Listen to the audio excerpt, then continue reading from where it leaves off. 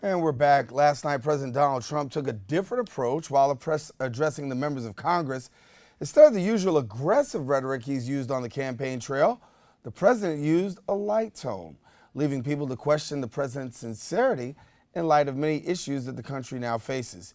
Here now to discuss the upcoming plans, we welcome now Retrovision Media and political analyst Lee Bynes, and he's the owner of Retrovision Media. Well, thank you so much for sharing with you. Talk to us. Yesterday we talked about on several news outlets the fact of whether or not Donald Trump's speech, President Trump's speech, would actually capture the heart of Americans. Some people feel, as yesterday, that was the opportunity for him to become president. And in some ways, especially a couple of ways, people said he actually captured the moment. Yes, no? Well, what I saw and what I envisioned was Donald Trump coming out and giving us a little more details, a little something to chew on as to how a lot of these proposals and these promises were going to be paid for, who was going to pay for them, and how long would it take to get some of this stuff off the ground.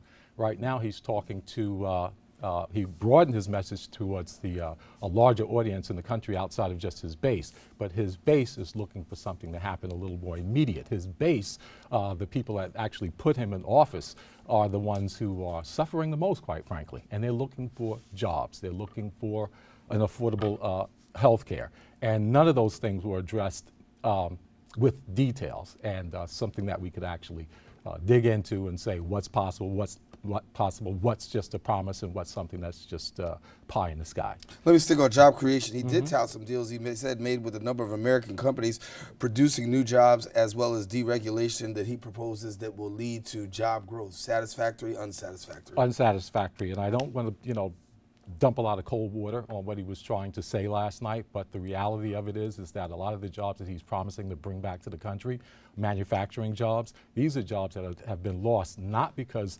Mexico, not because of China. These jobs have been lost. 87% of the jobs that left the United States have been because of automation, artificial intelligence, and robotics. Unless we're looking to reverse that process, which is doubtful, a lot of those people are going to be lost, and lost for good. We talked in his speech a little bit about the budget increasing for defense as well as veterans. $54 billion that's going to benefit the defense industry. Let me just brush myself off here a bit. Are going to be lost to the defense. That's going to go to the defense industry. So when you're looking at the market rising exponentially almost on a daily basis, it's simply because of the fact that the president has promised these big tax cuts. He's also promised, all this money going to the defense industry. He's also promised a $1 trillion plan for infrastructure. The problem with that is that he also wants to do at the same time is cut taxes in a grand way for big businesses. Now, how you accomplish all of those things at the same time is a mystery, and he did not demystify that last night. Well, one thing that people are latching hold to this morning is talking about his speech, and when he talked about the fact of the Navy officer, Navy Chief William Ryan Owens, who was killed in the Yemen raid.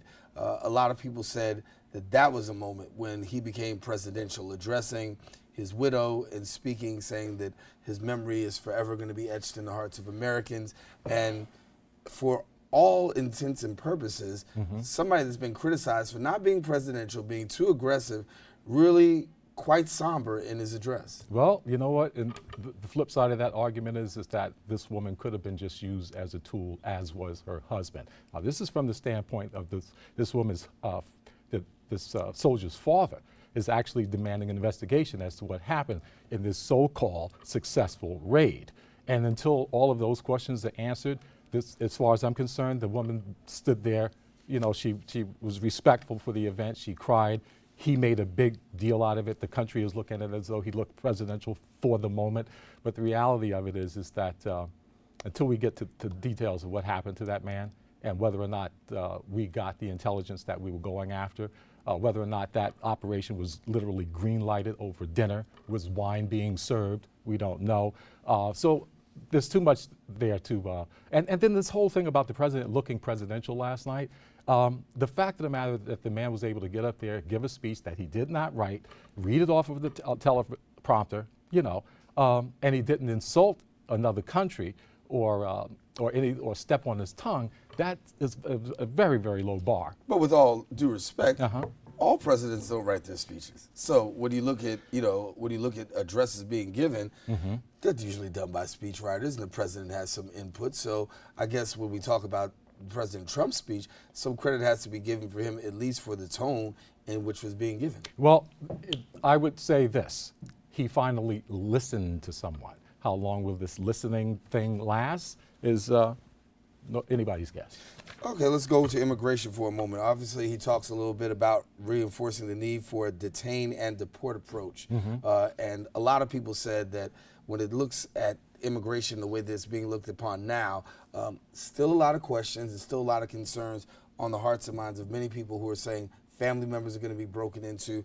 Where do we stand on the immigration policy? Are we seeing this detain and deport really being supported by Congress? You know what? I think on Thursday he came and he actually he actually gave this statement about that he was going to look at immigration overall, immigration reform, and take a really hard look at it. The thing is, I think what Donald Trump found out is that how valuable the undocumented workers have been in this country. Unbeknownst to him, like healthcare being a complicated issue, only he's the last one to find out about it. And so now he's taken a softer tone on immigration. But again, a lot of these things are being left up to local enforcement, and if they have any angst amongst themselves about certain minorities in this country, they will go ahead and do what they have to do to move people out of here. And when we look at Donald Trump's speech yesterday, a lot of people were concerned about the issue of whether or not the issues were going to be dealt with, whether issues of immigration, whether issues of crime. And when we talk about crime, one of the things that he pointed out yesterday was going to Chicago, talking about gun violence and thousands of deaths, talking to the Department of Justice, creating a task force for reducing violent crime. Your thoughts? Okay. It's funny you would bring up Chicago because I had some thoughts on Chicago today with regards to what the main problem is there. We're talking about decades of neglect, decades of poverty. We're talking about maybe 1, 2, 3 generations of people who are felons. And once you fall into that category, finding a way, an economic way to take care of yourself or take care of a family is almost impossible. Now, if you let that situation fester as long as it has, you have a group of people living in literally a hopeless, just total hopelessness. And so to offer law enforcement as an option or law enforcement as a fix for a situation that has been socially damaged for so long, I don't see it working at all. I actually see that as exacerbating the problem. When we talk about terrorism, he definitely used the words radical Islamic terrorism and saying that it must be rooted out. With what we're hearing and what we're seeing right now, your thoughts? Well, it was so funny because as far as that particular statement is concerned, Barack Obama always wanted to steer clear of that. But the more thought that I give that, I would say that it's a pretty accurate description of what's going on right now. A group of people have hijacked a religion and are using that as a backdrop or foundation to do whatever to advance their agenda, which is essentially violence. So in that regard, it's a cool thing that he stated exactly that. The problem is that he has broadened it to cover anybody who happens to be Muslim, and that's where the problem is that's why you had Muhammad Ali Jr. Coming into Miami from Jamaica being questioned for 2 hours, and the primary thing that the local officials wanted to know was, are you a Muslim? As if that was supposed to make a difference in one way or another. And when we look at that, talk about the wall that's being built right now between Muslims and Americans, because you have a huge wall that's out there. A lot of people who are in the Muslim community say, listen, we're not being given a fair share. But not only are we not being given a fair share, you're also being, in many ways, profiled. And we're hearing a lot of pushback as well as we're seeing protests nationwide. What is the best approach from your perspective if we're going to tackle the issue of terrorism and if we're going to tackle the issue of immigration? There has to be a better approach than what's being offered right now. Well, right now, it's the approach that we're giving is primarily just fear-based. And it's, why he's doing this is unknown to me, other than the fact that perhaps he's appealing to the base, the people who have this gut or visceral negative reaction to anybody that fits into the category of other. Profiling is nothing new. black people, Latinos, Muslims. This has been going on for a long time, and it will continue, if not even get worse, because of who he has placed in the Justice Department. Jeff Sessions, just the other day, is reversing the actions that Lynch Loretta Lynch had put in place in Ferguson, Baltimore, and the likes. But he's reversing that. He's bringing all of those things back. So going forward, it's going to be difficult for anybody of color, quite frankly. A lot of people were concerned, especially when the president had started and the new website was going out. Civil rights that was once listed on the website, now removed.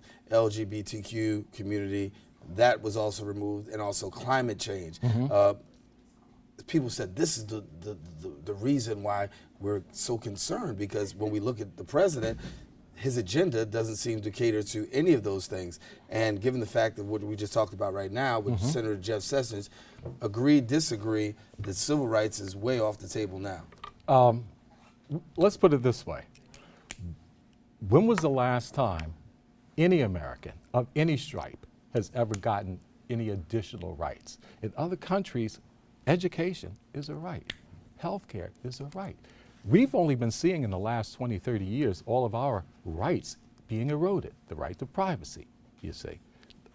Everything that we've thus far we've been getting less of.